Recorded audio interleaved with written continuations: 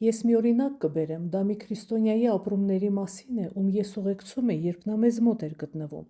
Նա մի աստվածավախ, օրհնյալ, տարեց եղբայր էր։ Ես այդ ժամանակ ոչինչ չգիտեի նրա մասին։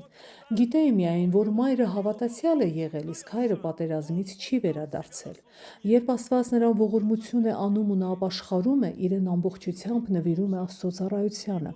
Եվ մի օր Տերը նրան ասում է. «Պատրաստվիր, քանի որ իմ տղայի տառապանքի ժամանակ դու պետք է գնաս նրան օգնելու, պատրաստվիր»։ Այս ամենը նրան խնդրեցին պատմել Գերմանիայից հյուր եկած քրիստոնյա եղբայրները, թե ինչպես է եղել բանտում, ինչերի միջով է անցել։ Նա չէր ցանկանում, բայց հետո մի փոքր պատմեց։ Նա պատմում է. «Աստված ասաց այդպես ու ես պատրաստվեցի։ Աշխատանքի գնալիս հրաժեշտ էի տալիս կնոջս, երեխաներիս, գրկում էի նրանց, ինչու, որովհետև չգիտեի կվերադառնամ թե ոչ։ Ծառայության գնալիս աղոթում էի նրանց համար ու ասում՝ մինչ հանդիպում, եւ մի օր նրան ձերբակալեցին»։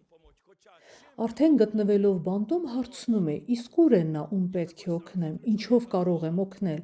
Ես այնպիսի բանտարկյալ եմ, ինչպես որ նա, ու սկսեցի փնտրել։ Անցավ 1 տարի, չկա այդ հանդիպումը։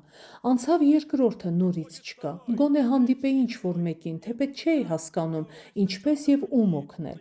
Բանտում անցավ 3 տարի, անընդհատ էտապավորում, բանտից բանտ, կորցրեցի առողջությունս, ուժս, եւ եկավ մի պահ, որ երբ մեզ տեղափոխում էին, չկարողացա մտնել վագոն, ինձ պարզապես ներս շպրտեցին։ Մի կերպ սողացի դեպի անկյունը եւ այդպես գնացինք։ Օգնեցին դուրս եկա եւ բանտի պետը սկսեց հարցնել հոդվածները, յուրաքանչյուրիդ հոդվածները։ Ես ասացի իմ հոդվածը ու երբ դա ասացի, նա շրջվեց ու իր օգնականին ասաց. «Սրան տար խոհանոց, այնտեղ աշխատելու» եւ ասում է, որ ինձ տարան խոհանոց։ Բերեցին ավտոմատով մի զինվոր, ցույց տվեցին ամեն բան, սա է առաջադրանքը, սա է սայլակը, ուտելիքը, հերթով այն կտանես եւ կբաժանես խցերում եղող բանտարկյալներին։ Մի քայլ առաջ կկրակեմ, մի քայլ աջ կամ ձախ կկրակեմ, դու միայն արա այն, ինչ հրամայում են, իսկ զինվորը ուղեկցում էր։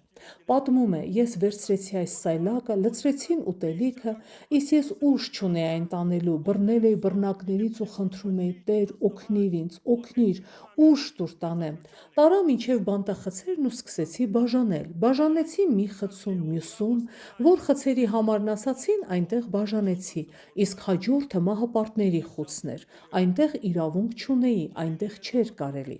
Երբ հասա վերջին խցին, տվեցի ուտելիք ու հանկարծ ձայն լսեցի։ Ձայն, որը պարզ ու հստակ ասում էր. «Վերցրու քո հացը, կիսիր, իջիր ծնկների վրա ու սողա դեպի մահապարտների խուցը ու դռան տակից ներս հրիր»։ Երբ լսեցի, շրջվեցի տեսնեմ ով է խոսում, ոչ մեկի չտեսա, ոչ մեկ չկար, միայն զինվորն էր կանգնած, ձեռքերս, ոտքերս դողում էին։ Սա իմ կյանքի վերջին օրը կլինի։ Եթե ես սա հիմա անեմ, նա կկրակի ու ես շարունակեցի այդ աշխատանքը եւ երկրորդ անգամ եմ լսում. «Վերցրու քո հացը, բաժանիր երկու մասի, ծնկիր ու սողա դեպի մահապարտների խուցը»։ Ասում է. «Ես վերցրեցի հացը, կիսեցի եւ միանգամից մտքեր. դու այլևս ընտանիքիդ չես տեսնի, դու այլևս երեխաներիդ չես տեսնի, չես վերադառնա տուն, վերջ, սա քո կյանքի վերջին օրն է»։ Եվ ասում է. «Ես մեջքով շրջվեցի դեպի զինվորը, որպեսզի չտեսնեմ, ու սկսեցի իջնել ծնկների վրա, ծնկեցի ու սկսեցի սողալ դեպի մահապարտների խուցը։ Հացը հրեցի ներս, հետ սողացի, կանգնեցի ու տեսա, որ զինվորն ինչպես կանգնած էր, այդպես էլ մնացել է, ոչ մի շարժում չի անում, ոչինչ չի ասում։ Ես այնպես գոհ, Տեր, կատարեցի, արեցի այն, ինչի համար ինձ ուղարկեցիր։ Եվ այդ պահին լսում եմ ձայնը. «Եվ այդպես արա ամեն օր»։ Մեկ անգամ չէ, ես արեցի ու վերջ, ոչ, ոչ, արա դա ամեն օր, դա ծառայություն է Աստծուն։ Եվ պատմում է, երբ մոտենում էի առաջին խցերին, այդքան անհանգիստ չէի, բայց երբ մոտենում էի վերջին խցին, օ, ինչպիսի հարձակում էր սկսում, ինչպիսի ճնշում, սա քո կյանքի վերջն է։ Եվ մի անգամ էլ երբ վեր կացա, կիսեցի հացը, թեպետ ինքս էի ցանկանում ուտել, բայց հոգուցս դուրս թռավ. եթե մեռնեմ էլ Աստծո անվան համար, միևնույն է պետք է անեմ։ Պետք է անեմ այն, ինչ ինձ ասել է Աստված, պետք է ծառայեմ նրան, փառք նրան։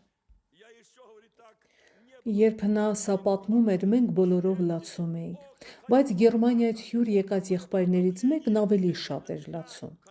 Հետո պատմեց, որ նա այդ հացը 30 օր տվել է, 30 օր նա սողացել է և տվել է այդ հացը։ 30 օր անց նա լսում է Աստծո ձայնը, այլևս պետք չէ, այլևս մի արա։ Ես հասկացա, որ այնտեղ այդ խցում նստած է իմ եղբայրը, նստած է քրիստոնյա։ Հյուրերը նրան հարցրեցին. «Դուք հանդիպել եք այդ մարդուն»։ Ոչ։ Տեսել եք նրան։ Ոչ։ Ազգանունը գիտեք։ Ոչ։ Անունը չգիտեմ։ Նրան դրանից հետո տեղափոխել էին այդ բանտից, և այդ ժամանակ հյուրերից մեկն ասաց. «Ես կասեմ, թե ով էր այնտեղ գտնվում, այնտեղ իմ կնոջ հայրն է եղել»։ Քույրեր, եղբայրներ, Աստծուն պետք են նման մարդիկ, նրան պետք են նման անոթներ, ովքեր ցանկանում են ծառայել իրեն, ոչ թե անել ինչ-որ բան, այլ անել Աստծո անվան համար։ Գերմանացի եղբայրը պատմեց, երբ ես ամուսնացա ու մտա այդ ընտանիք, կնոջս հայրը պատմում էր, որ երբ հրաժարվել է զենք վերցնելուց, նրան Աստծո խոսքի համար դատապարտել են։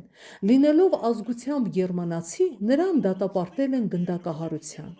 Երբ բանտապետը նրան տեղավորում է մահապարտների խցում, ասում է. «Աստվածապաշտ, ես անգամ սովետական փամփուշտն եմ ափսոսում քեզ համար, այն քեզանից թանկ է, ես քեզ չեմ գնդակահարի, կնստացնեմ մահապարտների խցում և 30 օր ոչ մի փշուր հաց քեզ չեմ տա, ու եթե քո Աստվածը կա, թող նա քեզ կերակրի»։ Ասում է, երբ ինձ այնտեղ տեղավորեցին, այնտեղ ոչ աթոռ կար, ոչ մի բան,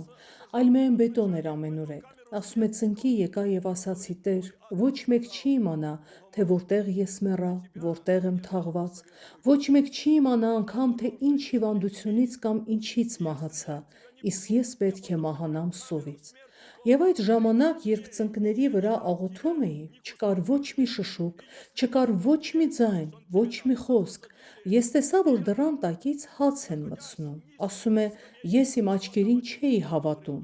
Վերցրել եմ ձեռքերիս մեջ, շոշափում եմ, հաց է, հոտ եմ քաշում, հաց է, բայց ինչպես կարող էր այն հայտնվել մահապարտների խցի դռան տակ։ Կենդանի է Տերը, քույրեր, եղբայրներ։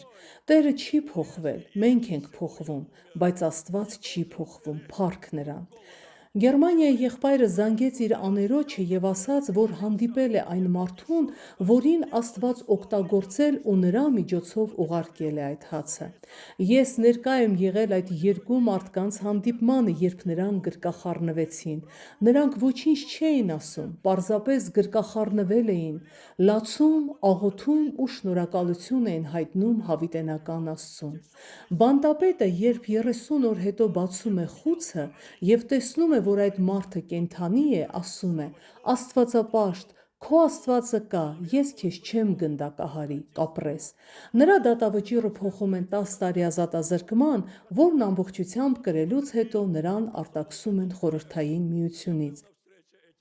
Եթե Աստված նրան պահեց մահապարտների խցում,